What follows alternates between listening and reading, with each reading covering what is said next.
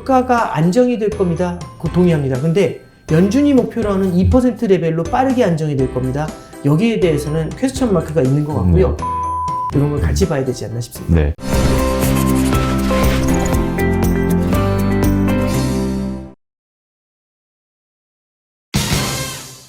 그러면 이 부분도 여쭤보고 싶어요. 네네. 미국 가계에서 이제 팬데믹 이후에 이제 지원금 소비가 어느 정도 끝나고 네네. 이제 요즘 빅테크를 위주로 네네. 대규모 고용 해고가 벌어지면서 생각보다 저축률도 좀 오르고 있고 네. 이 미국 사람들이 소비자가 좀 더 지갑을 닫는 모습을 보이고 있다는 네네, 게 그렇습니다. 최근 이제 소비자 심리 컨퍼런스 보드의 네, 그렇습니다. 이런 걸 보면 나오고 있는데 이에 대해서 이 본격적으로 미국인들이 앞으로 좀 지갑을 닫으면 물가도 빠르게 잡히고 연준도 생각보다 피벗에 대한 부담을 적게 느낄 것 같긴 한데요. 네네. 이제 저도 공감하는 부분이고요. 예. 그러니까 이제 미국의 소비가 어느 정도 빠르게 줄어들까가 이제 핵심인 건데 지금 현재 미국의 소비가 유지가 되는 근원은 미국의 저축이 탄탄하게 버티고 있기 때문입니다. 왜냐하면 기존에 굉장히 많이 받은 보조금이 캐시로 쌓여 있거든요. 이 캐시로 쌓여 있는 보조금을 쓰면서 허물면서 버티고 있는 게 1번이고요.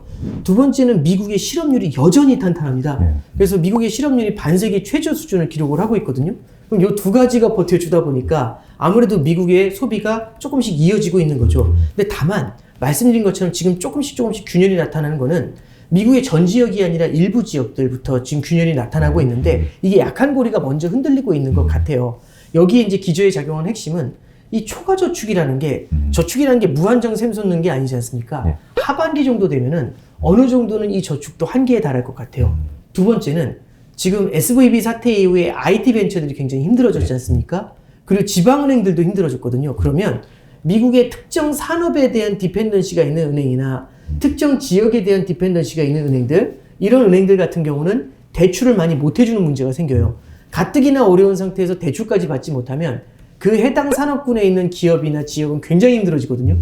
그러면 그냥 빅테크가 실업률이 높아지는 게 기여하는 것보다는 이런 데 영역에 있는 IT 벤처에 있는 노동자들이나 이런 사람들의 실업이 하반기 정도 되면 빠르게 올라갈 거라고 생각을 합니다. 그러면 미국의 소비가 둔화가 되면서 실업률이 그때는 좀 뛰어 올라가게 되겠죠.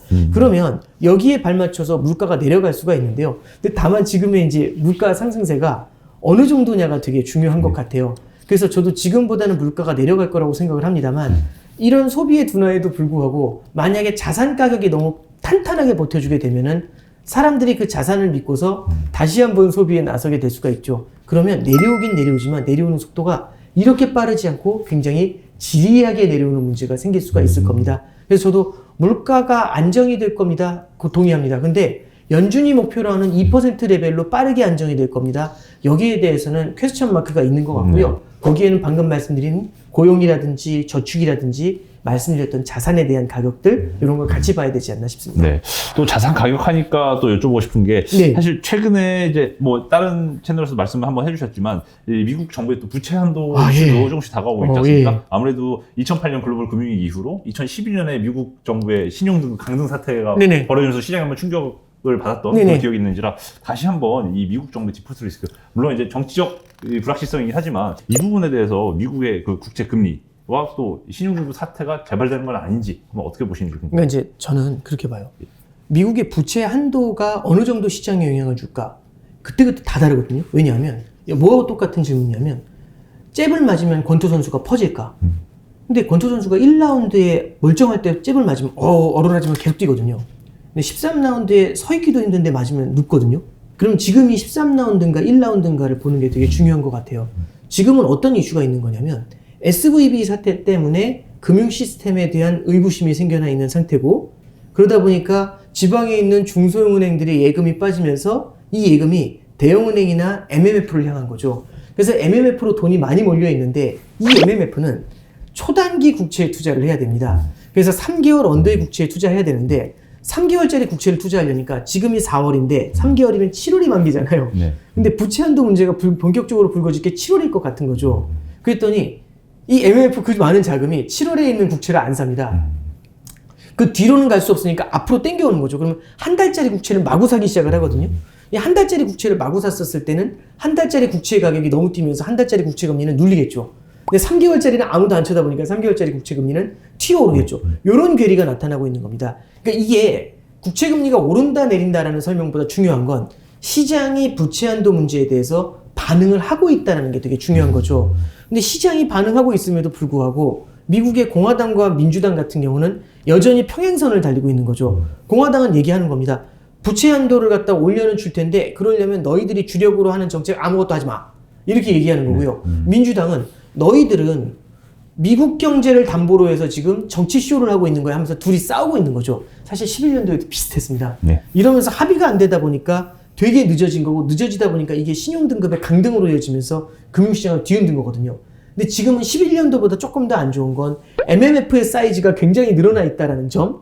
요게 1번이고 두 번째는 금융 시스템에 대한 불안감이 여전히 작용하고 있다는 점. 요게 두 번째고 세 번째는 물가가 높기 때문에 당시처럼 연준이 또 양적 완화를 하면서 경기 지원을 해줄까? 이것도 쉽지가 않다라는 거죠. 그래서 저는 부채 한도 문제에 대해서는 기존하고 똑같이 그냥 찻잔 속의 태풍으로 지나갈 거야. 그럴 가능성이 있지만 그렇지 않을 가능성에 대해서 왜냐면 워낙에 충격이 큰 굉장히 이제 우리가 생각하지 못했던 블랙스완 리스크가 될 수도 있잖아요. 그래서 옐런 재무장관도 비슷한 얘기를 하더라고요.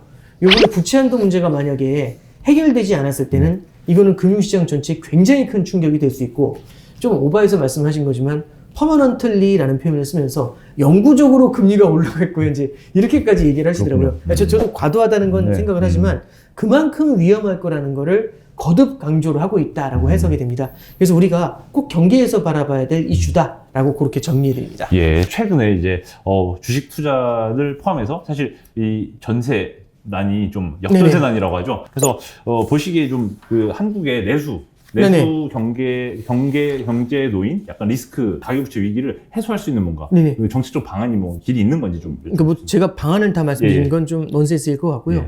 근데 다만 이제 문제가 어디 있느냐를 진단하는 데 있어서는 결국에는 굉장히 가계부채가 많고 이 부채가 상당수가 부동산 시장으로 흘러가 들어가 있다는 것, 이게 저는 포인트인 것 같아요. 그런데 금리가 올라가게 됐었을 때는 기업보다 가계가 이런 금리 인상에 대해서 대응하는 뭐라고 해야 될까요? 기술이라고 해야 될까? 그 노하우가 아무래도 기업보다는 약할 거지 않습니까? 정부나 기업보다는. 그러다 보니까 가계부채가 좀 취약한 면이 분명히 있는 것 같아요. 이 취약한 가계부채가 부동산 가격의 불안? 요것하고 만나게 됐었을 때는 굉장히 급격한 쏠림을 만들어낼 수가 있거든요. 이럴 때 가장 중요한 거는 너무 빠른 금리 인상으로 패닉에 들어가는 거를 제어해 줄 필요가 있습니다. 그래서 한국은행 같은 경우는 미국과의 금리 차가 벌어짐에도 불구하고 현재 금리 인상에 대해서 굉장히 신중하게 판단을 하고 있죠. 그리고 이제 두 번째는 이게 부동산 시장에 예를 들어 구조조정을 가하더라도 이런 구조조정을 당장 진행하는 게 아니라 어느 정도는 좀 수습이 된 상태에서 안정이 된 상태에서 천천히 구조조정을 진행하는 방법들, 이런 것들을 통해 가지고 지금의 충격을 완벽하게 다 해소할 수는 없겠지만 충격을 최소화하면서 단기에 쏟아질 충격을 조금 긴 기간에 나눠서 떨어지게 한다면 현재의 위기도 어느 정도는 좀 해소할 수 있지 않을까 그렇게 생각을 합니다. 네, 감사합니다.